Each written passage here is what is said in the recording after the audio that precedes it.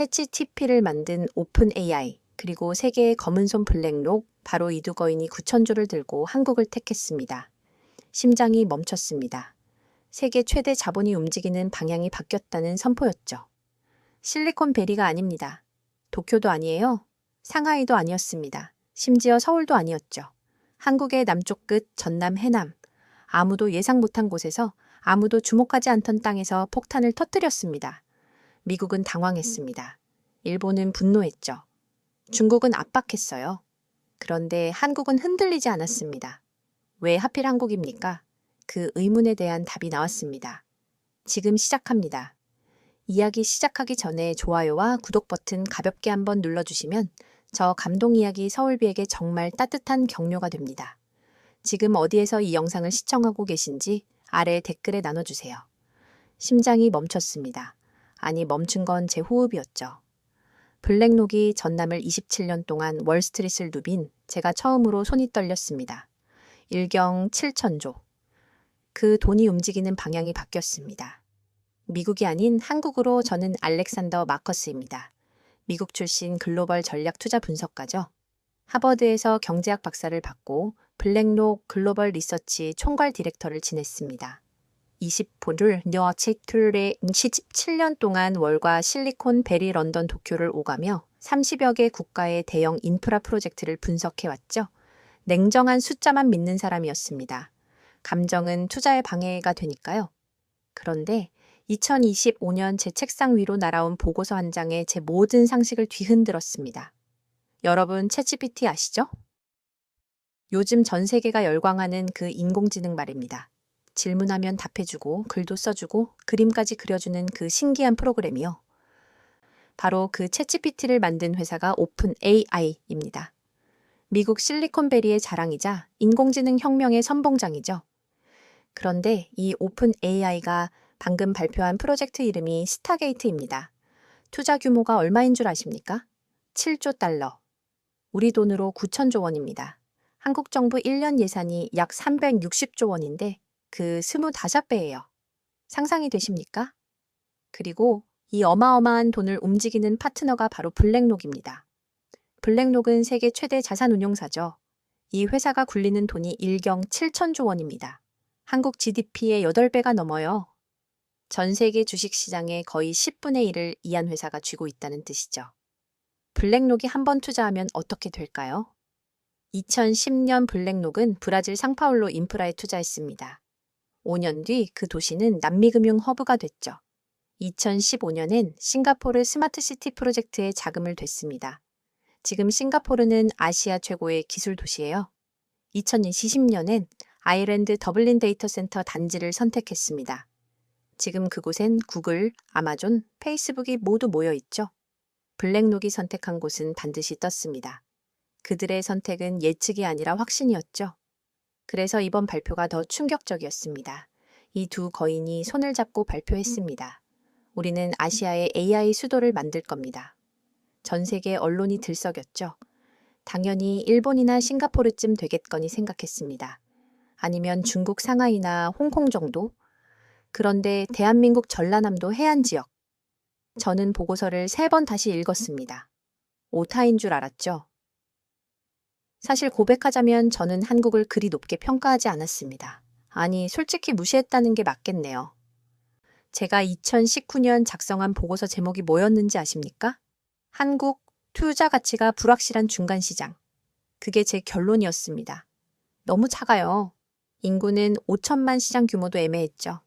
중국처럼 크지도 않고 싱가포르처럼 효율적이지도 않았습니다. 일본처럼 기술력이 검증되지도 않았어요.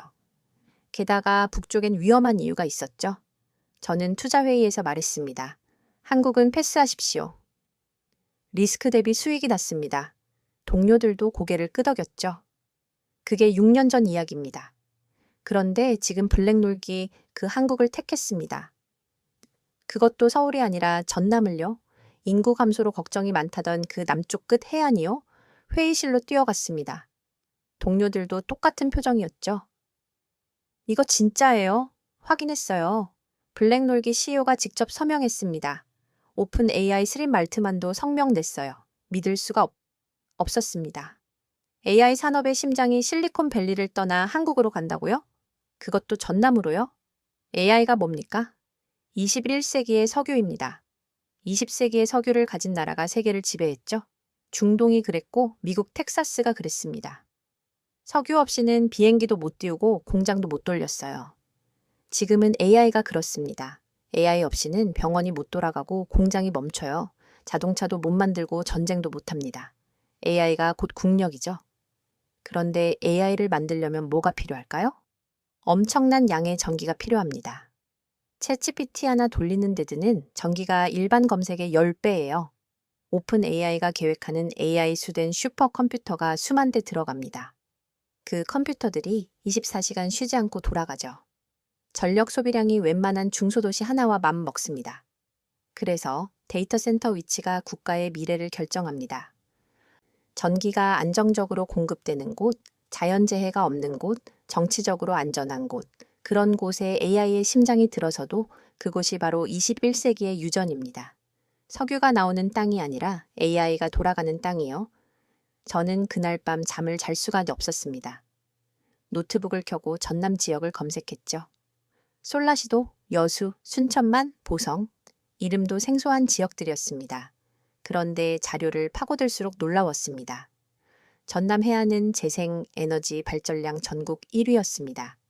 태양광, 풍력, 해상 풍력까지. AI 데이터 센터를 돌리려면 엄청난 전력이 필요한데 이곳은 그걸 감당할 수 있는 유일한 곳이었죠. 연평균 기온 14.3도. 강풍도 없고 한파도 없습니다. 지진 위험도 거의 없죠. 컴퓨터 서버가 24시간 돌아가야 하는 데이터 센터에겐 완벽한 환경이었습니다. 그제야 깨달았습니다. 블랙록은 이미 다 계산했구나. 내가 놓친 걸 그들은 이미 5년 전에 봤구나. 제 27년 경력이 부끄러워졌습니다. 저는 한국을 중간시장이라 무시했는데 블랙록은 미래를 봤던 겁니다. 저는 점점 더 혼란스러워졌습니다. 그날 이후 제 전화는 쉴 새가 없었습니다. 도쿄에서 걸려왔습니다. 마커스, 일본은 왜 안 뽑혔죠? 싱가포르에서도 연락이 왔습니다. 우리보다 한국이 나온 게 뭡니까? 중국 베이징 분석팀도 발칵 뒤집혔죠. 미국 자본이 동맹국만 밀어주는 거 아니에요? 저도 알고 싶었습니다. 대체 왜 한국인가?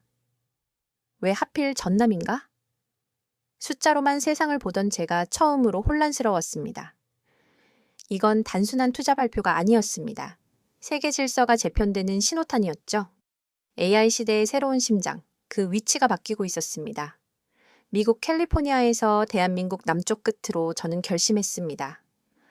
직접 가봐야겠다고, 그 땅을 밟아봐야겠다고, 숫자가 아니라 눈으로 확인해야겠다고. 블랙롱이 움직였습니다. 오픈 AI가 선택했습니다. 9천조 원이 방향을 틀었습니다. 그 끝에 한국이 있었습니다. 저는 그날 비행기표를 끊었습니다. 목적지는 인천공항. 그리고 거기서 다시 전남으로 세계가 주목하는 그 땅을 보러 가자 했습니다. 제 27년 경력이 이 한 장의 보고서 앞에서 무너지고 있었으니까요. 6년 전 제가 무시했던 그 나라, 투자 가치가 불확실하다고 평가했던 그 땅, 그곳이 지금 세계 자본의 중심이 되고 있었습니다. AI 혁명의 중심이 바뀌고 있었습니다. 그리고 그 새로운 중심의 이름은 대한민국이었습니다. 발표 이틀 뒤 워싱턴이 움직이기 시작했습니다. 저는 싱가포르 사무실에서 긴급 화상회의에 접속했죠. 화면 속엔 워싱턴 본부 팀장들이 보였습니다. 표정이 심상치 않았어요. 마커스, 백악관에서 연락 왔습니다. AI를 안보 문제로 규정했어요. 상황이 심각합니다. 저는 화면을 뚫어져라 봤습니다. AI가 안보 문제라고요? 미국은 당황하고 있었습니다. 아니, 정확히는 분노하고 있었죠. 자신들이 만든 AI 산업이 자신들의 손을 떠나려 하고 있었으니까요. 실리콘밸리는 한계에 도달했습니다. 2024년 스타트업 폐업률이 38% 10개 중 4개가 문을 닫았어요. 임대료는 천정부지로 올랐고 전력은 불안정했죠. 블랙록은 이미 답을 내렸습니다. 그들의 내부 보고서가 제 손에 들어왔어요. 제목이 충격적이었죠. AI 거점 다 변하는 선택이 아니라 필수. 저는 그 보고서를 밤새 읽었습니다. 핵심 문장이 있었어요. 실리콘밸리 중심 체제는 2030년까지 붕괴할 것, 미국 AI 산업 점유율도 증명했습니다. 2020년 62%에서 2025년 55%로 하락, 7%가 아시아로 넘어갔죠. 블랙록은 냉정했습니다. 새로운 거점이 필요하다. 안정적이고 전력이 믿을만하고 정치적으로 예측 가능한 곳. 그들이 찾은 답이 한국이었습니다. 그런데 문제가 터졌어요. 백악관이 개입했습니다. 미 상원에서 긴급 보고서가 나왔죠. AI는 국가 안보의 핵심 자산, 해외 이전은 안보 위협, 의회 차원의 제재 검토, 압박이 시작됐습니다. 국토안보부 관계자들이 오픈 AI 본사를 찾아갔어요. 블랙록 CEO에게도 백악관 참모가 연락했죠. AI 본거지를 해외로 옮기지 마시오. 국가 안보입니다. 저는 그 회의록을 봤습니다. 분위기가 험악했어요. 그런데 상황이 더 악화됐습니다. 2025년 1월 트럼프 정부가 돌아왔죠. 트럼프 대통령은 즉각 압박 수위를 높였습니다. 취임 한 달 만에 성명을 냈어요. 미국 기업이 미국을 버리면 우린 그들을 버릴 것. 구체적 위협이 시작됐습니다. 첫째, 관세 폭탄.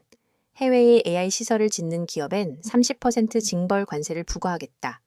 오픈 AI와 블랙록이 정면으로 타기 시됐죠. 둘째, 보조금 중단. 연방정부 AI 연구비를 전면 재검토한다. 오픈 AI가 받던 연간 50억 달러 지원이 위협받았어요. 셋째, 규제 강화. AI 기술 해외 이전을 수출 통제 품목으로 지정. 기술 자체를 묶어버리겠다는 협박이었죠. 저는 충격을 받았습니다. 이건 압박이 아니라 선전포고야. 오픈 AI 내부가 뒤집혔습니다. 샘 알트만 CEO가 긴급 이사회를 소집했어요. 제 동료가 그 내용을 전해줬죠. 이 사진 절반이 철회를 주장했대요. 트럼프랑 싸워서 이길 수 없다고요. 관세 먹으면 회사 망한다고 난리였어요. 블랙록도 마찬가지였습니다. 주주들이 항의했죠. 왜 정부와 싸우려 하느냐? 미국 시장 잃으면 어쩌려고? 압박은 계속됐습니다. 트럼프 정부는 여기서 멈추지 않았어요. 공화당 상원 의원들이 법안을 발의했습니다. AI 해외 투자 금지법. 통과되면 블랙록의 한국 투자는 불법이 됐죠. 언론도 가세했습니다. 폭스뉴스가 연일 보도했어요. 오픈 AI 미국 배신하나? 블랙록 적국의 기술 넘기나? 한국을 적국 취급했습니다. 동맹국인데도요. 저는 분노가 치밀었습니다. 이건 광이야. 그런데 역효과가 나타나기 시작했습니다. 압박이 심해질수록 기업들은 더 빨리 움직였어요. 블랙록 임원이 제게 전화했습니다. 마커스, 우린 속도를 높입니다. 트럼프가 법 통과시키기 전에 계약부터 마무리할 겁니다. 오픈 AI도 마찬가지였죠. 한국행 일정을 앞당겼습니다. 미국 정부가 막으려 할수록 자본은 더 빨리 도망쳤습니다. 실리콘밸리 다른 기업들도 동요했어요. 구글, 메타, 아마존. 그들도 해외 거점을 고민하기 시작했죠. 한 구글 임원이 익명으로 말했습니다. 트럼프 정부는 자국 기업 발목을 잡고 있어요. 이러다 실리콘밸리 전체가 무너집니다. 실제로 주가가 흔들렸어요. 오픈 AI 관련 주식이 일주일 만에 12% 떨어졌습니다. 블랙록도 8% 하락했죠. 투자자들이 불안해했습니다. 정부가 기업을 적으로 돌리고 있다. 트럼프는 압박을 강화했지만 효과는 반대였습니다. 기업들은 더 빨리 더 멀리 도망쳤죠. 저는 그 광경을 보며 한숨을 쉬었습니다. 정치가 자본을 이길 수 없었어요. 아니, 이기려 할수록 자본은 더 빨리 떠났습니다. 블랙록 CEO가 공개 성명을 냈습니다. 우리는 주주들에게 책임이 있습니다. 감정으로 투자할 순 없습니다. 숫자가 한국을 가리키고 있습니다. 냉정했습니다. 자본은 애국심으로 움직이지 않았어요. 그럼 한국의 뭐가 그들을 끌어당긴 걸까요? 제가 본 블랙록 평가표엔 이렇게 적혀 있었습니다. 한국 지진제로 전력 안정, 정치 예측하는 일본 지진 리스크, 중국 정치 리스크, 싱가포르 공간 부족 한국은 완벽한 균형이었습니다. 작지만 정확했고 안정적이었죠. 제 동료가 물었습니다. 마커스 트럼프가 이길 수 있을까요? 저는 고개를 저었습니다. 이미 졌습니다. 자본은 그를 지나쳐가고 있어요. 실제로 블랙록 내부 투표가 있었습니다. 한국 투자 유지 찬성 6표, 반대 4표. 근소했지만 통과됐죠. 반대표 사표는 모두 워싱턴 출신이었어요. 정치적 압박을 의식한 겁니다.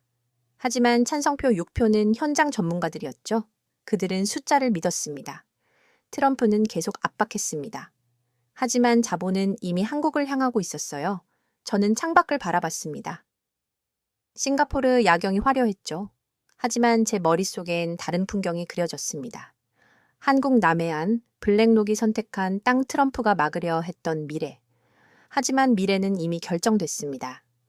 AI의 심장은 더 이상 캘리포니아에 있지 않았습니다. 실리콘밸리의 시대는 저물고 있었죠. 그들은 새로운 안전한 심장을 찾아 나섰습니다. 전기가 안정적인 곳, 정치가 예측 가능한 곳, 미래를 믿을 수 있는 곳, 그 심장이 뛸 곳, 그게 바로 한국이었습니다. 트럼프는 막으려 했습니다. 하지만 세계는 이미 움직이고 있었어요. 저는 확신했습니다. 정치는 자본을 이길 수 없다고, 압박은 오히려 역효과를 낳았다고, AI 패권의 균열, 그건 이미 시작됐고 돌이킬 수 없었습니다. 그리고 그 균열 너머에 한국이 서 있었습니다. 발표 일주일 뒤 주변국들이 술렁이기 시작했습니다. 저는 도쿄에서 걸려온 전화를 받았어요. 일본 경제산업성 산하연구소 소장이었습니다. 목소리에 당혹감이 묻어났죠. 마커스 씨, 이해가 안 갑니다. 왜 일본이 아닙니까? 우리가 한국보다 못한 게 뭡니까? 저는 답하기 곤란했습니다. 일본은 제 오랜 파트너였으니까요. 일본의 분노는 이해가 갔습니다. 그들은 아시아 최강의 기술 국가라고 자부했죠. 소니, 도요타, 소프트뱅크, 세계적 기업들이 줄줄이 나온 나라였습니다. 2024년 노벨상 수상자도 일본에서 나왔어요. AI 관련 연구였죠. 그런데 정작 AI 수도는 한국으로 간다. 일본 입장에선 모욕이었습니다. 일본 언론이 들썩였어요. 한국 선택, 정치적 결정인가? 미일 동맹 균열 신호탄, 일본 기술력 과소평가. 하지만 제가 아는 진실은 달랐습니다. 일본은 치명적 약점이 있었어요. 지진. 2024년 한 해에만 규모 6.0 이상 지진이 3차례 발생했습니다. 도쿄 인근 데이터 센터가 2번이나 비상 가동됐죠. 손실액이 3천억 원이었어요. 블랙록은 이걸 용납할 수 없었습니다. 일경 7천조 원을 굴리는 회사가 자연재해 리스크를 안고 갈 순 없었죠. 중국은 더 시끄러웠습니다. 베이징에서 공식 성명이 나왔어요. 미국 자본의 편향적 선택, 동맹국 우대 전략, 공정한 경쟁 위배. 저는 웃음이 나왔습니다. 중국이 공정을 말하다니요. 중국은 2020년에 큰 실수를 했습니다. 외국 반도체 기업 자산을 동결한 거예요. 하루아침에 5조 원이 묶였죠. 그 뉴스가 나간 순간 글로벌 투자자들은 등을 돌렸습니다. 블랙록도 그때 중국 투자를 철회했어요. 정치 리스크가 냉치 너무 크다. 이게 그들의 공식 입장이었죠. 싱가포르는 조용했지만 실망이 컸습니다. 제 싱가포르 사무실 동료가 말했어요. 우리가 최선의 선택 아니었나요? 정치도 안정적이고 인프라도 완벽한데요. 맞는 말이었습니다. 싱가포르는 훌륭한 곳이었죠. 하지만 치명적 한계가 있었어요. 땅이 너무 좁았습니다. 오픈 AI가 계획하는 AI 수도는 22제곱킬로미터 규모였어요. 여의도의 8배입니다. 싱가포르엔 그만한 땅이 없었죠. 이미 모든 공간이 빼곡했습니다. 저는 각국의 반응을 분석하며 깨달았습니다. 한국은 완벽한 조건을 갖췄더군요. 첫째, 반도체 공급망, 세계 1위였습니다. 삼성전자와 SK하이닉스가 HBM 시장의 80%를 장악했죠. AI는 반도체 없이 작동할 수 없습니다. 한국은 그 핵심을 쥐고 있었어요. 둘째, 지정학적 위치.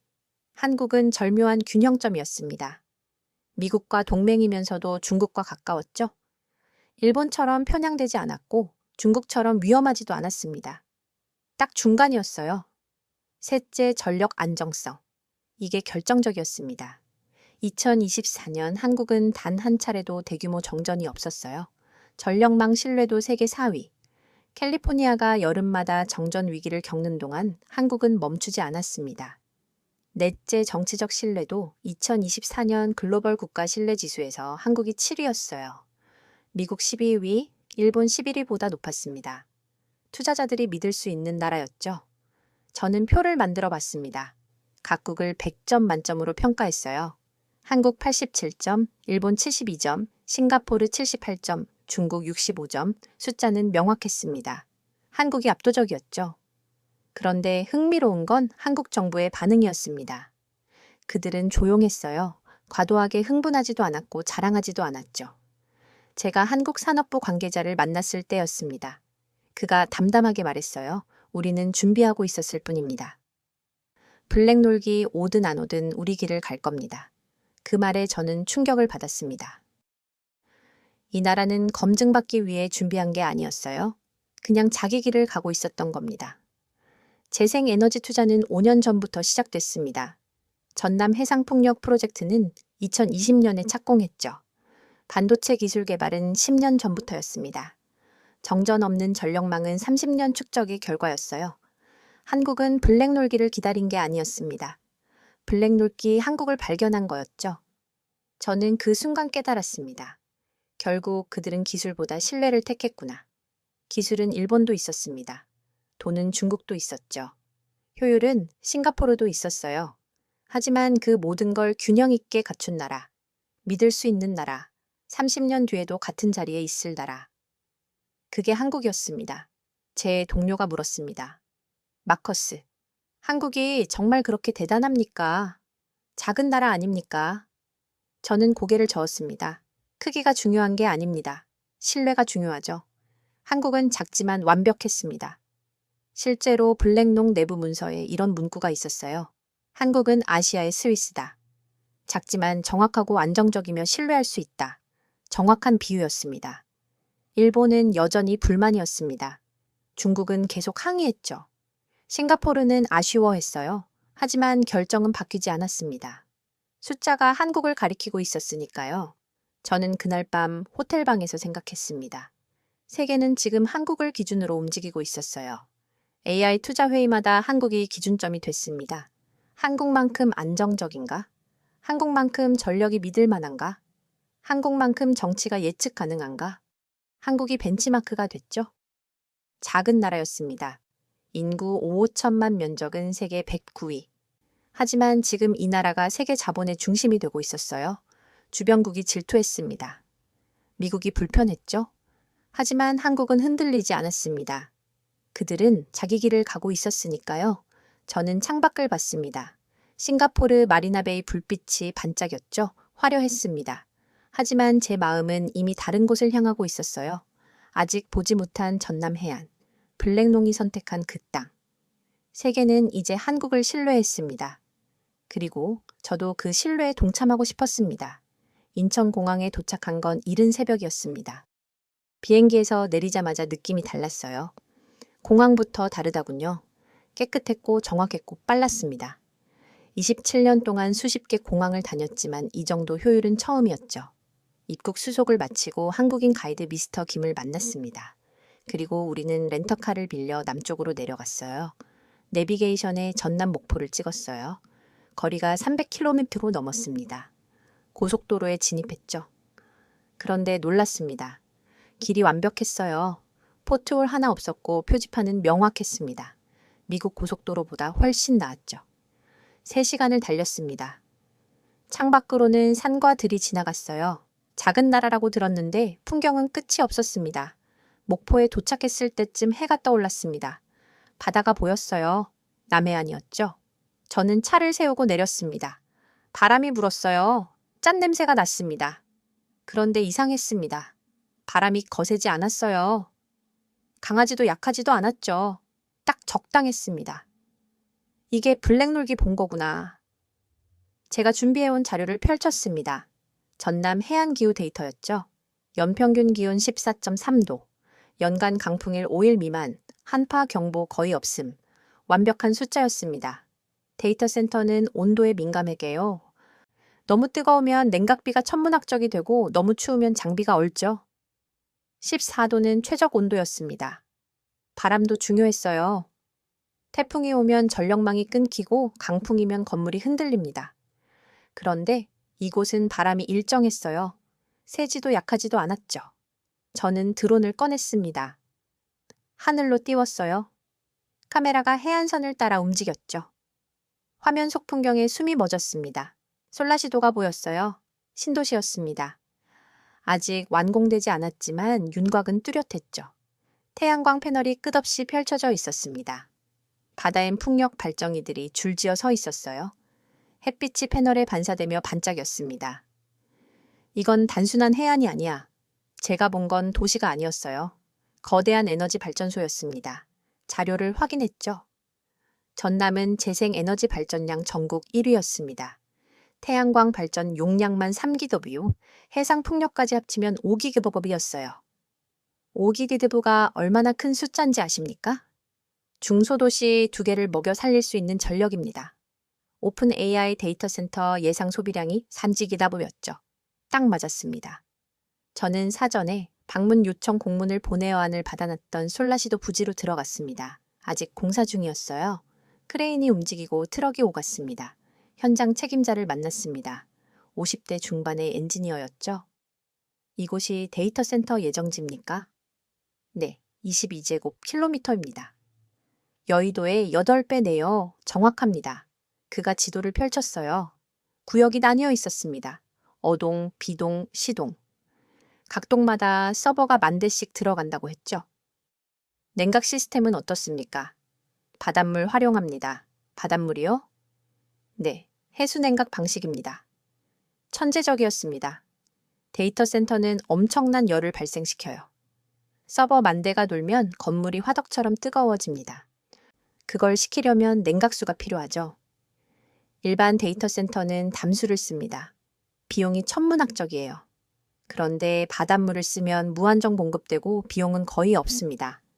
이미 테스트했습니까? 2년 전부터 파일럿 시설 돌리고 있습니다. 문제 없었나요? 단 한 번도요. 저는 그제야 깨달았습니다. 한국은 이미 준비하고 있었어요. 블랙농이 오기 전부터요. 솔라시도 프로젝트는 2020년에 시작됐습니다. 5년 전이죠. 그때는 오픈 AI도 블랙농도 한국을 몰랐어요. 그런데 한국 정부는 이미 움직이고 있었습니다. 미래형 에너지 도시, AI 시대를 대비한 인프라. 그들은 손님을 기다린 게 아니었어요. 자기 길을 가고 있었던 겁니다. 저는 해안을 따라 걸었습니다. 바다가 잔잔했어요. 파도가 규칙적으로 밀려왔다 갔다 하다 했죠. 여수산업단지도 가까이 있었습니다. 석유화 공장들이 질비했어요. 굴뚝에선 하얀 연기가 피어올랐죠. 저기도 에너지 공급하십니까? 네, 산업단지 전체 전력의 30%를 재생에너지로 공급합니다. 놀라웠습니다. 이미 실증된 시스템이었어요. 오픈 AI 데이터 센터도 똑같이 운영하면 됐습니다. 저는 드론을 다시 띄웠습니다. 더 넓은 범위를 촬영했죠. 순천만이 보였어요. 갈대밭이 끝없이 펼쳐져 있었습니다. 그 너머로 보성 녹차밭이 보였죠. 아름다웠습니다. 자연과 기술이 공존하고 있었어요. 실리콘밸리의 후계자는 이곳이었구나. 실리콘밸리는 사막이었습니다. 건조하고 메말랐죠. 물 부족에 시달렸어요. 그런데 이곳은 달랐습니다. 바다가 있고 산이 있고 강이 있었어요. 자연이 기술을 지원하고 있었습니다. 저는 한 어촌 마을을 지나쳤습니다. 할머니 한 분이 그물을 손질하고 계셨죠. 저는 가이드와 함께 인사를 드렸어요. 할머니 여기 곧 큰 건물 들어온다던데요. 그래요. 컴퓨터 회사라더라고. 괜찮으세요? 시끄러울 텐데요. 뭐 어때요? 젊은이들 일자리 생기잖아요. 담담했습니다. 불평도 과장도 없었어요. 그냥 받아들이고 계셨습니다. 저는 그 모습에서 한국을 봤습니다. 요란하지 않았어요. 과시하지도 않았죠. 그냥 묵묵히 자기 일을 하고 있었습니다. 해가 기울기 시작했습니다. 저는 차로 돌아왔어요. 노트북을 열어 보고서를 작성하기 시작했죠. 제목을 이렇게 썼습니다. 남해안 AI 시대의 새로운 심장. 첫 문장은 이랬습니다. 이곳은 단순한 땅이 아니라 새로운 문명의 시작이다. 과장이 아니었어요. 제가 본 그대로였습니다. 태양과 바람이 전기를 만들고 바닷물이 열을 식히고 사람들이 미래를 준비하는 곳. 이 모든 게 완벽한 조화를 이루고 있었습니다. 블랙놀기 왜 이곳을 택했는지 이제 알겠더군요. 숫자가 아니라 직접 봐야 하는 거였습니다. 저는 창밖을 바라봤습니다. 석양이 바다를 붉게 물들였어요. 폭력 발전기가 천천히 돌아가고 있었죠. 그 광경이 마치 미래를 만드는 톱니바퀴 같았습니다. AI의 심장은 이 땅에서 띄울 준비를 마쳤어. 서울이 아니었습니다. 전남이었어요. 남쪽 끝 세상이 무시했던 그 작은 해안. 그곳이 이제 세계의 중심이 되려 하고 있었습니다. 저는 보고서 마지막 줄을 이렇게 끝났습니다. 실리콘밸리의 시대는 끝났다. 새로운 시대가 전남에서 시작된다. 확신이었습니다. 다음 날 저는 삼성전자 화성 캠퍼스를 방문했습니다. 서울에서 차로 1시간 거리였어요. 고속도로를 달리는데 표지판이 보였죠. 반도체 단지 입구부터 달랐습니다. 보안 검색대가 공항보다 험함했어요. 신분증 확인 금속 탐지 카메라 제출 제 노트북까지 봉인했습니다. 왜 이렇게 엄격합니까? 이곳은 대한민국의 심장입니다. 경비원의 말이 과장이 아니었어요. 안으로 들어서도 거대한 건물들이 보였습니다. 축구장 수십 개를 합쳐놓은 크기였죠. 클린룸이라고 했어요. 먼지 하나 없는 무균실입니다. 안내를 맡은 엔지니어가 설명했어요. 여기서 HBM을 생산합니다. HBM이요? 고대역폭 메모리 아이의 뇌입니다. 저는 그 말의 무게를 알았습니다. HBM은 I 시대의 석유였어요. 챗GPT가 작동하려면 GPU가 필요하고 GPU가 작동하려면 HBM이 필요합니다. HBM 없이는 아이가 돌아가지 않죠. 그런데 이 기술의 80%를 한국이 쥐고 있었습니다. 삼성전자와 SK하이닉스, 이 두 회사가 세계 시장을 지배했어요. 연간 생산량이 얼마입니까? 올해 목표가 100만 개입니다. 100만 개면 GPU 몇 대분입니까? 약 16만 대 정도죠. 오픈AI가 목표한 GPU 수량이 100만 대였습니다. 그걸 다 채우려면 한국 공장이 6년 풀가동해야 했어요. 증설 계획은 있습니까? 내년에 라인 3개 추가합니다. 준비되어 있었습니다. 클린룸 안으로 들어갔습니다. 방진복을 입어야 왔어요. 머리부터 발끝까지 완전 밀폐였죠. 문이 열렸습니다. 그 순간 저는 숨을 멎었어요. 조용했습니다. 무섭도록 조용했어요. 사람은 거의 안 보였습니다. 대신 기계가 움직이고 있었죠. 로봇팔이 웨이퍼를 옮기고 레이저가 회로를 새기고 있었어요. 초록색 불빛이 깜빡였습니다. 엔지니어가 속삭였습니다. 저 기계 하나가 200억 원입니다. 한 대요? 네, 저기 보이는 것만 50대입니다. 1조 원어치 장비가 한 공간에 있었어요. 그런데 놀라운 건 소리였습니다. 기계가 돌아가는 윙윙 거리는 소음. 일정했어요. 마치 심장 박동 같았죠. 쿵, 쿵, 쿵. 규칙적이고 멈추지 않았습니다. 저 소리가 24시간 계속됩니까? 네, 1초도 멈추지 않습니다. 왜죠? 멈추는 순간 손실이 발생하니까요. 1분 정지에 5억 원입니다. 충격적이었습니다. 저는 그 진동을 온몸으로 느꼈어요. 바닥을 통해 올라오는 떨림, 공기를 채우는 윙윙거림. 이건 단순한 공장이 아니야. 제가 서 있는 곳은 지구의 미래를 만드는 현장이었습니다. AI 문명의 심장이 뛰는 소리였어요. 다른 구역으로 이동했습니다. 검사실이었죠. 거대한 모니터들이 질비했어요. 화면엔 HBM 칩이 확대되어 보였습니다. 머리카락보다 가느다란 회로가 빼곡했죠. 저 회로 하나가 몇 나노미터입니까? 3나노입니다. 3나노요. 저는 계산해봤습니다. 3나노는 영역 건격 5감탄테미터. 사람 머리카락 굵기의 3만 분의 1이었어요. 어떻게 그렇게 작게 만듭니까? 극자외선 노광 기술입니다. 그가 설명했죠. 빛을 이용해 회로를 새긴다고 했어요. 레이저보다 10만 배 정밀한 빛이라고 했습니다. 이 기술을 가진 나라가 몇 개입니까? 3곳입니다. 한국, 대만, 미국 3나라뿐이었어요. 전 세계 70억 명 중에서요. 그런데 가장 앞서 있는 곳이 한국이었습니다. 삼성과 SK하이닉스의 HBM은 경쟁자가 없었죠. 오픈AI가 한국을 택한 진짜 이유가 바로 이거였습니다. 데이터 센터가 아니라 반도체, AI의 두뇌를 만드는 나라. 저는 생산 현황판을 봤습니다. 숫자가 실시간으로 올라가고 있었어요. 오늘 생산량 27837개, 이번 주 누적 19,582개, 이번 달 목표비 85,000개, 쉬지 않고 만들어지고 있었습니다. 이게 다 어디로 갑니까? 절반은 미국입니다. 나머지는 유럽, 중국, 일본. 오픈 AI도 봤습니까? 네, 그들이 최대 고객입니다. 아이러니였습니다. 오픈 AI는 미국 회사였어요. 그런데 그들의 AI를 돌리는 뇌는 한국에서 만들어졌죠. 저는 문득 깨달았습니다. AI의 두뇌는 미국에 있지만 그 피는 한국에서 흘렀어. 새 말트만이 아무리 천재적 소프트웨어를 만들어도 한국 반도체 없이는 작동하지 않았습니다. 구글도, 메타도, 아마존도 마찬가지였어요. 한국은 더 이상 조립국이 아니었습니다. 이제는 문명을 설계하는 나라였죠. SK 하이닉스 이천 공장도 방문했습니다. 삼성보다 규모는 작았지만 기술력은 동급이었어요. 여기서도 똑같은 소리가 들렸습니다. 쿵, 쿵, 쿵. 기계의 심장 박동.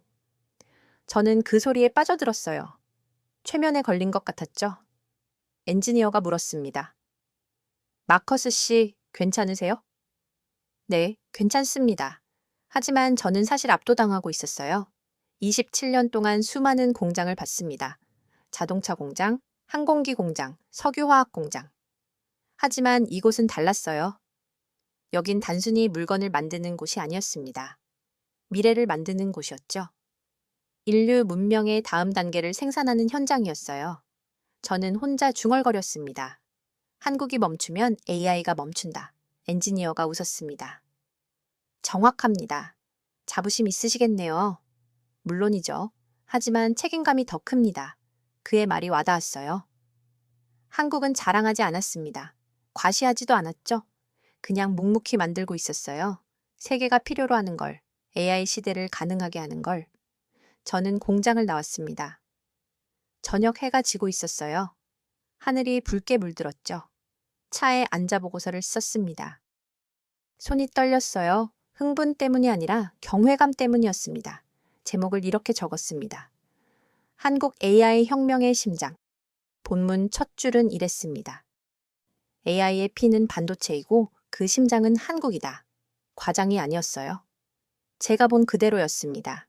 실리콘밸리는 소프트웨어를 만들었습니다. 천재적 알고리즘을, 혁신적 아이디어를요. 하지만 그걸 현실로 만드는 건 한국이었어요. 반도체 없이는 모든 게 그림의 떡이었죠. 블랙놀이 한국을 선택한 건 우연이 아니었습니다. 계산된 필연이었어요. AI 수도를 지으려면 뇌가 필요했습니다. 그 뇌를 만드는 나라 옆에 있어야 했죠. 공급망을 장악한 자가 미래를 지배합니다. 20세기엔 석유였어요. 21세기는 반도체였죠. 그리고 그 반도체의 80%를 한국이 만들고 있었습니다. 저는 확신했습니다. AI 혁명의 심장은 이곳에서 뛰고 있었어. 캘리포니아가 아니었어요. 도쿄도 아니었죠. 바로 한국 화성과 이천이었습니다. 저는 보고서 마지막 문장을 이렇게 끝냈습니다. 세계는 이제 한국 없이 미래를 상상할 수 없다. 진심이었습니다. 한 달이 흘렀습니다. 한국에서의 일정을 마치고 싱가포르로 돌아왔을 때 분위기가 달라져 있었어요. 제 이메일함이 폭발하고 있었습니다. 도쿄, 베이징, 워싱턴에서 수십 통이 쌓여 있었죠. 제목만 봐도 긴장감이 느껴졌어요. 긴급 일본 정부의 데이터 주권 법안, 중국 반도체 소재 수출 제한 강화, 미 의회 AI 해외 거점 위험성 보고서. 저는 한숨을 쉬었습니다. 시작됐구나. 일본이 먼저 움직였습니다. 2025년 일본 의회가 데이터 주권보호법 개정안을 발의했어요. 내용은 간단했죠. 외국 기업이 일본 국민 데이터를 해외로 반출하는 것을 제한한다. 겉으론 데이터 보호였지만 속내는 달랐습니다. 한국을 견제하는 거였죠. 일본 언론이 들썩였어요. 데이터가 한국으로 넘어가면 안보 위협, 일본 기술 유출 우려. 정부는 대책 마련해야. 저는 도쿄지사장에게 전화했습니다. 분위기가 어떻습니까? 최악입니다. 정부가 압박하고 있어요. 구체적으로요. 일본 기업들한테 한국 투자 자제 권고했습니다. 정치가 경제에 개입하고 있었어요. 하지만 일본보다 더 강경한 곳이 있었습니다. 중국이었죠. 중국 상무부가 발표했습니다. 반도체 핵심 소재 수출 제한을 확대한다. 갈륨, 게르마늄 같은 희토류 원소들이었어요. 반도체 제조의 필수적인 재료들이죠. 한국이 타깃이었습니다. 삼성과 SK 하이닉스를 흔들려는 거였어요. 베이징 사무실에서 긴급 보고가 왔습니다. 중국 정부가 노골적입니다. 한국이 미국 편을 든 대가라고 공개 발언했어요. 저는 자료를 확인했습니다. 중국이 통제하는 히토류 비중이 70%였어요. 무기로 쓰기 충분한 수준이었죠. 하지만 한국은 이미 대비하고 있었습니다. 산업부 발표를 봤어요. 히토류 대체 소재 개발 완료. 공급망 다변화 5년 계획 진행 중 준비된 대응이었습니다. 그런데 가장 심각한 건 미국이었어요. 미 의회에서 보고서가 나왔습니다. 제목이 충격적이었죠. AI 해외 거점의 안보 위험성. 200페이지가 넘는 문서였어요. 핵심은 한 문장이었습니다. AI 인프라를 해외에 두는 것은 국가 안보를 위협한다. 워싱턴은 본격적으로 움직이기 시작했습니다. 제 동료가 긴급 회의를 소집했어요. 화면 너머로 워싱턴 본부 팀장이 보였죠. 블랙록 내부에서 논쟁이 격화되고 있습니다. 어떤 내용입니까? 한국 투자를 철회하자는 목소리가 커졌어요. 제 심장이 내려앉았습니다. 근소한 차였잖아요. 6대4로 통과된 거. 네. 그래서 위험합니다. 반대표 던진 4명이 공세를 강화하고 있어요. 정치적 압박이 효과를 보고 있었습니다. 블랙록 주주총회에서 논쟁이 벌어졌다고 했어요. 한 주주가 말했답니다. 우리가 정부와 싸워서 뭐가 남습니까? 미국 시장 잃으면 끝입니다. 설득력 있는 주장이었죠. 하지만 현장 전문가들은 달랐습니다. 제가 아는 블랙록 애널리스트가 전화했어요. 마커스, 숫자는 여전히 한국을 가리킵니다. 압박 때문에 포기할 겁니까? 그럴 순 없죠. 하지만 쉽지 않습니다. 긴장이 감돌았어요. 일본의 여론전, 중국의 원자재 공세, 미국의 정치 압박. 세면에서 포희망이 좁혀지고 있었습니다. 저는 뉴스를 계속 확인했어요. 각국 반응이 실시간으로 올라왔죠. 도쿄증권과 한국 리스크 확대, 베이징 관영 매체 미국의 동맹 편향 투자, 워싱턴 포스트 실리콘 밸리 공동화 우려, 세계가 술렁이고 있었습니다. 그런데 한국의 반응은 달랐어요. 산업부 장관이 기자회견을 열었습니다. 제가 생중계로 봤죠. 우리는 흔들리지 않습니다. 견제는 예상했던 일입니다. 준비는 끝났습니다. 담담했어요. 과장도 없고 흥분도 없었죠. 저는 그 모습에 감탄했습니다. 이 나라는 당하지 않는구나. 실제로 한국 정부는 움직이고 있었어요. 중국의 히토류 공세에는 호주, 캐나다와 공급 계약을 체결했습니다. 일본의 여론전에는 무대응으로 일관했죠. 미국의 압박에는 조용히 협상 채널을 유지했어요. 피동적이지 않았습니다. 당하는 입장이 아니라 대응하는 입장이었죠. 저는 한국 대표단을 만날 기회가 있었습니다. 서울에서 열린 투자 설명회였어요. 산업부 국장이 프레젠테이션을 했습니다. 차트가 화면에 떴죠. 한국 반도체 수출 2024년 실적 1,403천 전년 대비 20% 증가, HBM 점유율 80% 유지, 숫자는 흔들리지 않았어요. 그가 말했습니다. 견제는 우리가 중요하다는 증거입니다. 두려워할 이유가 없죠. 청중이 박수를 쳤어요. 저도 손뼉을 쳤습니다. 회의 후 그와 따로 이야기를 나눴습니다. 압박이 심한데 괜찮으십니까? 당연하죠. 우리가 받는 입장이었다면 걱정했겠지만 지금은요? 지금은 우리가 선택하는 입장입니다. 그 말에 저는 무릎을 쳤습니다. 한국은 더 이상 당하는 나라가 아니었어요. 과거엔 외부 압박에 휘둘렸을지 모릅니다. 하지만 지금은 달랐죠. 반도체 기술이 있었고, 재생 에너지가 있었고, 안정적 인프라가 있었습니다. 협상 카드를 쥐고 있었어요. 저는 블랙록 본부에 보고서를 보냈습니다. 제목은 이랬습니다. 한국 투자 유지 권고. 본문에 이렇게 썼죠. 견제는 한국의 가치를 증명한다. 주변국이 두려워한다는 것은 한국이 중심이라는 뜻이다.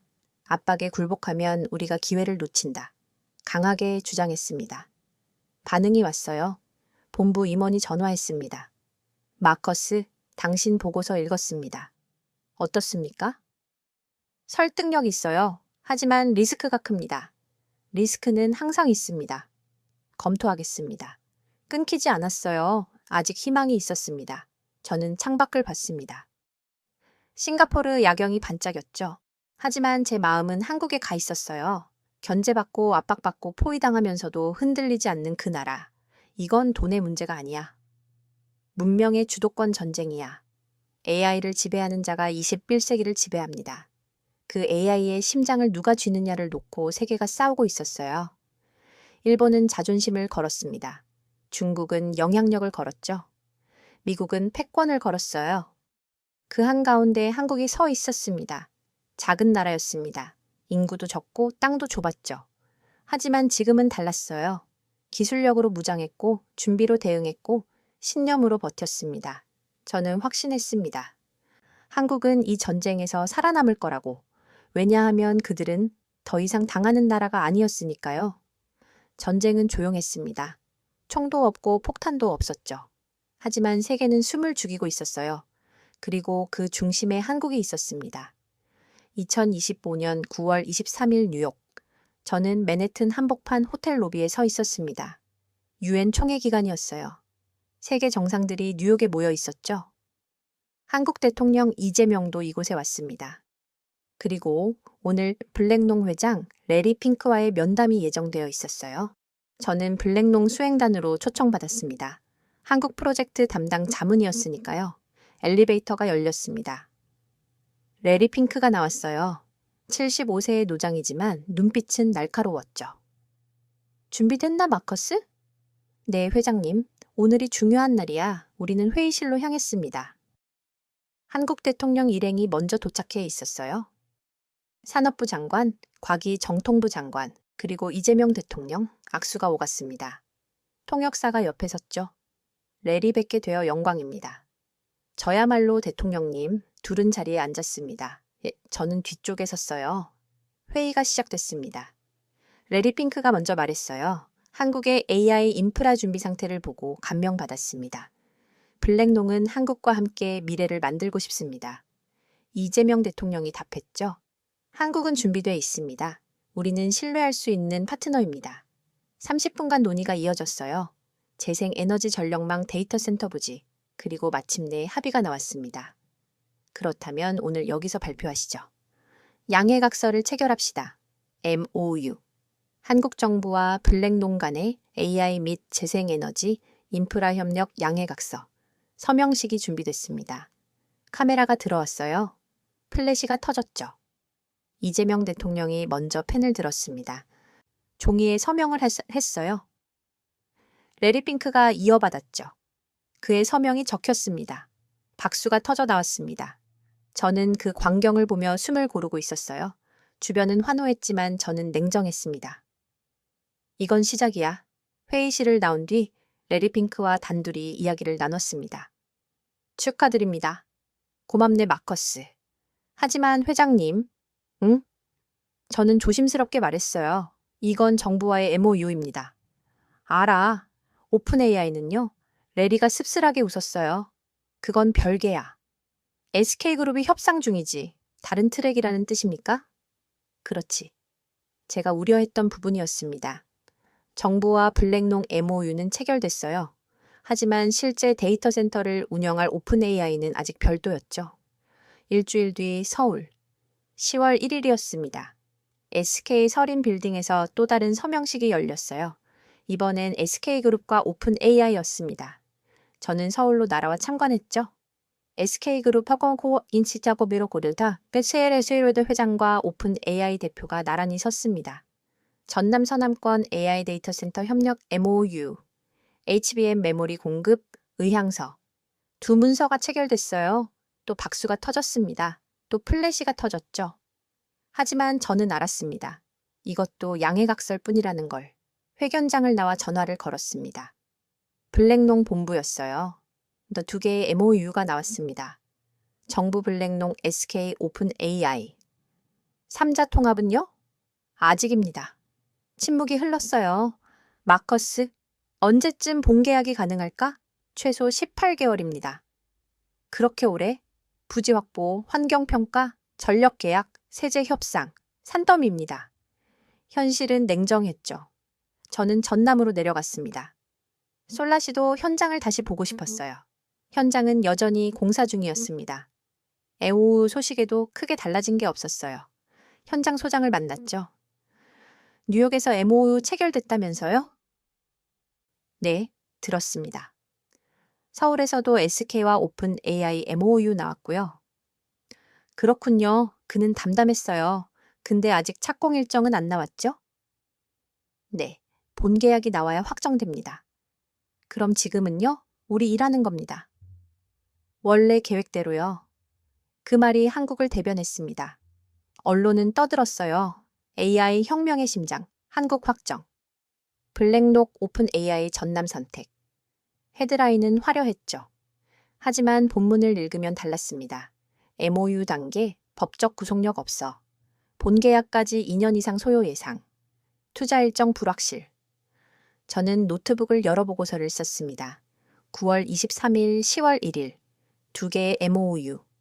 하지만 이것들은 약속일 뿐이다. 본문을 계속 썼어요. 3자 통합 본계약은 아직 멀었다.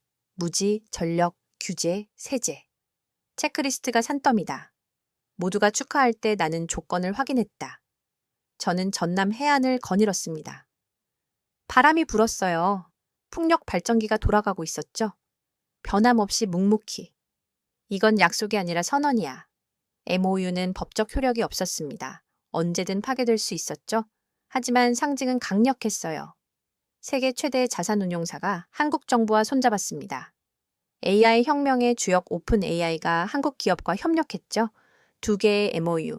따로 체결됐지만 같은 방향을 가리키고 있었어요. 대한민국. 저는 보고서 마지막 줄을 썼습니다. 이건 계약이 아니다. 시작의 서명이다. 진짜 도전은 지금부터다. 호텔방으로 돌아왔습니다. 창밖으로 남의 안이 보였어요. 어둠이 내렸지만 발전기는 돌아갔습니다. 전기를 만들며 준비하며 한국은 결과를 기다리지 않았어요. MOU가 나왔든 안 나왔든 자기 길을 가고 있었죠. 저는 확신했습니다. 진짜 시험은 이제 시작이야. 서명은 끝났습니다. 하지만 이행은 이제부터였죠. AI 수도. 그 이름은 이제 2장의 종이에 새겨졌습니다. 뉴욕에서 1장, 서울에서 1장. 하지만 현실로 만드는 건 앞으로의 일이었습니다. 2025년 10월 중순 서울. 저는 다시 한국에 와 있었습니다. 이번엔 블랙록 한국 프로젝트 담당 자문으로요. 정식 임명을 받은 지 일주일째였죠. 강남 사무실 창밖으로 한강이 보였어요. 책상 위엔 자료 더미가 쌓여 있었습니다. 동료가 보고서 하나를 건넸어요. 마커스 이거 봤어요? OECD 보고서였습니다. 2025년 10월 발간된 따끈따끈한 문서였죠. 제목을 읽었습니다. 한국 AI 인프라 모델 글로벌 벤치마킹 사례. 첫 페이지를 펼쳤어요. 대한민국은 AI 시대를 대비한 인프라 구축에서 선도적 사례를 제시하고 있다. 재생, 에너지 기반 안정적 전력망, 세계 최고 수준의 반도체 공급망, 예측 가능한 정책 일관성. 이 세 가지 요소의 결합은 다른 국가에서 찾기 어렵다. 객관적 평가였습니다. OECD가 한국을 벤치마킹 대상으로 지정한 거였죠. 보고서를 계속 읽었어요. 숫자들이 나왔습니다. 한국 AI 스타트업 수 5년 전 대비 420% 증가, AI 관련 특허 출원 전년 대비 35% 증가, 정부 AI 예산 전년 대비 40% 증가, 멈추지 않고 있었습니다. 블룸버그도 최근 보고서를 냈더군요. 2025 글로벌 AI 투자 적합국 순위. 제 눈이 1위로 갔습니다. 대한민국? 미국도 아니고 중국도 아니었어요. 작은 나라 한국이 1위였습니다. 평가 항목이 상세했어요. 정치 안정성 9.2점, 인프라 신뢰도 9.5점, 기술 생태계 8.8점, 종합 점수 9.1점. 압도적이었죠? 저는 자료를 덮고 생각했습니다. MOU는 아직 종이 한 장이야. 하지만 세계는 이미 한국을 보고 있어. 회의 시간이 됐습니다. 블랙농 본부와 화상 미팅이었어요. 화면이 켜졌습니다. 뉴욕 본부 임원들이 보였죠? 마커스, 한국 상황 브리핑 부탁합니다. 저는 준비한 자료를 공유했어요. 첫째 MOU 이후 한국 정부 움직임입니다. 과기 정통부가 AI 전담 TF를 신설했습니다. 전남도는 솔라시도 유치를 위한 컨트롤 타워를 만들었죠. 화면 속 임원이 물었습니다. 실질적 진전이 있습니까? 아직 본 계약은 아닙니다. 하지만 준비는 계속되고 있어요. 전남 해상풍력 프로젝트는 예정대로 진행 중입니다. 2030년 완공 목표는 변함없습니다. 투자 리스크는요? 저는 잠시 멈췄습니다. 솔직해야 했어요. 정치 리스크는 여전합니다. 트럼프 정부 압박도 계속되고 있죠. 하지만 한국의 준비 상태는 흔들리지 않았습니다. 구체적으로요? 한국은 결과를 기다리지 않습니다. 블랙놀기 오든 안 오든 자기 계획을 밀고 나갑니다. 이게 가장 큰 강점입니다. 회의가 끝났습니다. 저는 전남으로 내려가기로 했어요. 다음 날 아침 고속도로를 달렸습니다. 3시간을 달려 솔라시대에 도착했죠. 현장이 보였어요. 크레인이 더 많아져 있었습니다. 건물 골조가 올라가고 있었죠. 현장 소장을 만났습니다. 몇 달 만이었어요. 오랜만입니다. 마커스 씨, 환영합니다. 많이 변했네요. 계획대로입니다. 우리는 현장을 걸었어요. 태양광 패널이 끝없이 펼쳐져 있었습니다. 바다엔 풍력 발전기가 서 있었죠. MOU 체결 이후 변화가 있습니까? 없습니다. 없다고요? 원래 하던 일하는 겁니다. 우리 계획이 있으니까요. 그의 표정은 담담했어요. 블랙농 착공은 언제쯤 가능할까요? 그건 모르죠. 하지만 우리 땅은 준비됩니다. 2030년까지요? 네. 그때까지 여기 8기가바라 전력 생산 가능합니다. 8기가바 오픈 AI 데이터 센터 2개를 돌릴 전력이었죠. 왜 그렇게 많이 만듭니까? 블랙농만 올 건 아니잖아요. 다른 회사도요. 구글도 올 수 있고 아마존도 올 수 있죠. 그의 눈빛에 확신이 있었어요. 저는 해안을 따라 걸었습니다. 석양이 지고 있었어요. 하늘이 붉게 물들었죠. 바람이 불었습니다. 풍력 발전기가 천천히 돌아갔어요. 이 나라는 약속을 기다리지 않는구나. 서울로 돌아와 스타트업 단지를 방문했습니다. 판교 테크놀벨이었어요. AI 스타트업들이 질비했습니다. 간판마다 인공지능, 딥러닝 같은 단어가 보였죠. 한 회사에 들어갔어요. 20대 청년들이 컴퓨터 앞에 앉아 있었습니다. 대표를 만났습니다. 30대 초반 엔지니어였죠. 사업은 어떻습니까? 폭발적입니다. 블랙농의 모유 영향입니까? 그것도 있지만 원래 시장이 커지고 있었어요. 모니터를 봤습니다. 코드가 빼곡했죠. 정부 지원 받습니까? 네. 올해 연구비 더 늘었어요. 충분합니까? 아직 부족하지만 방향은 맞습니다. 희망이 보였어요. 대학교도 방문했습니다. 카이스트였죠. AI 연구소를 둘러봤어요. 최신 장비들이 가득했습니다. 교수를 만났어요. 한국 학생들 수준이 어떻습니까? 세계 최고 수준입니다. 블랙농 프로젝트 기대하십니까? 물론이죠. 하지만 안 돼도 우린 계속 연구합니다. 또 같은 대답이었어요. 저는 깨달았습니다. 한국은 외부 검증을 기다리지 않았어요. 블랙농이 오면 좋고 안 와도 자기 길을 갔죠. 모유가 있던 없던 준비는 계속됐습니다. 저는 다시 전남 해안으로 내려갔습니다. 마지막으로 보고 싶었어요. 저녁이었습니다. 하늘에 별이 떴죠. 바다는 고요했어요. 폭력 발전기가 돌아가고 있었습니다. 멈추지 않고 쉬지 않고 저는 그 광경을 보며 노트북을 열었어요. 마지막 보고서를 쓸 시간이었습니다. 제목을 이렇게 적었죠. 한국 아직 끝나지 않은 이야기. 첫 문장은 이랬습니다. AI 수도는 아직 존재하지 않는다. 하지만 그 길 위에 가장 먼저 올라선 나라가 있다. 본문을 썼어요. 나는 숫자를 보러 왔다. 투자 수익률, 리스크 분석, 시장 전망. 그게 내 일이었으니까 손가락이 키보드를 두드렸습니다. 하지만 한국에서 본 건 숫자가 아니었다. 신념을 봤다. 결과보다 준비를 믿는 사람들을 봤다. 약속보다 행동으로 증명하는 나라를 봤다. 계속 썼어요. OECD는 한국을 벤치마킹 사례로 지정했다. 블룸버그는 한국을 AI 투자 1순위로 평가했다. 완성되지 않았지만 세계는 이미 배우고 있다. 마지막 문장을 적었습니다. 이건 끝이 아니라 첫 걸음이었다. 저장 버튼을 눌렀어요. 바람이 불었습니다. 발전기는 계속 돌아갔죠. 밤에도 새벽에도. 저는 차에 시동을 걸었습니다. 서울로 돌아갈 시간이었어요. 내일은 블랙농 본부 회의가 있었습니다. 한국 프로젝트 지속 여부를 논의하는 자리였죠. 제 입장은 명확했습니다. 한국은 준비됐습니다. MOU는 종이지만 준비는 현실입니다. 우리가 기다리는 게 아니라 한국이 우리를 기다리고 있습니다. 고속도로를 달렸어요. 불빛들이 스쳐 지나갔습니다. AI 수도는 아직 없었습니다. 건물도 없고 서버도 없었죠. 하지만 이미 시작됐어요. 땅이 준비되고 사람이 움직이고 전기가 만들어지고 있었습니다. 완성되지 않았지만 방향은 정해졌죠. 그리고 그 방향의 이름은 대한민국이었습니다. 저는 창밖을 봤습니다. 서울 불빛이 보이기 시작했어요. 27년 경력의 애널리스트로서 확신합니다. 한국은 약속이 아니라 행동으로 증명했습니다. 결과가 아니라 준비로 인정받았죠. 세계는 지금 한국을 기준으로 움직이고 있습니다. AI 수도는 언젠가 완성될 겁니다. 그게 5년 뒤든 10년 뒤든. 하지만 한 가지는 분명합니다. 그 길 위에 가장 먼저 가장 준비된 채로 서 있는 나라. 그게 바로 대한민국이라는 것을요. 저는 사무실에 도착해 불을 켰습니다. 내일 회의 자료를 준비해야 했어요. 제 결론은 하나였습니다.